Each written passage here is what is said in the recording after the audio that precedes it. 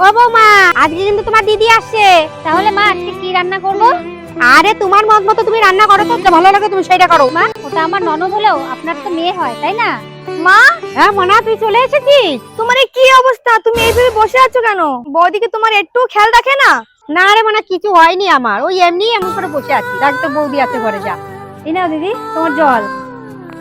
বৌদি তুমি কি জানো না এত ঠান্ডা জল কেউ দেয়? আগের থেকে আমার গলাটা পুরো বসা। বৌদি তোমার কি কোনো বুদ্ধি নাই? হ্যাঁ, এত ঠান্ডা জল দিয়ে দিয়েছো আমাকে।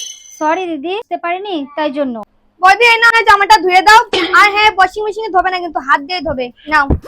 ঠিক আছে দিদি, আমি হাত দিয়ে ধুয়ে দেবো এটা। মা, দিদি এই বাড়ি থেকে তার শ্বশুর বাড়ি কবে যাবে? আমার তো একদম মাথা নষ্ট হয়ে যাচ্ছে। 15-16 দিন হয়ে গেল দিদি এই বাড়িতে রয়েছে। বৌমা, ও বলেছে এখনো 10-15 দিন থাকবে, তার আগে যাবে না। আমি তো পুরো একদম ভাজা ভাজা হয়ে যাচ্ছে, আমার একদম ভালোই লাগছে না, সহ্য হচ্ছে না। কি করি বলো তো? মা, কিছু তো একটা করতেই হবে। তুমি আমার কাছে এসো, একটা বুদ্ধি বের করি। হ্যাঁ মা, বলো। ঠিক আছে মা, ভালো বুদ্ধি এটা। মা, এখনো রান্না বান্না হয়নি, কখন খাবো? এত বেলা হয়ে গেছে।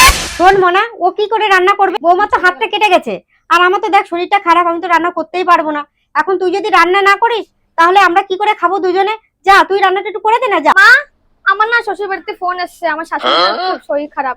আমার এক্ষুনি বাড়ি যেতে হবে। চলে গেলাম, ঠিক আছে? বৌমা, আপদ চলে গেছে।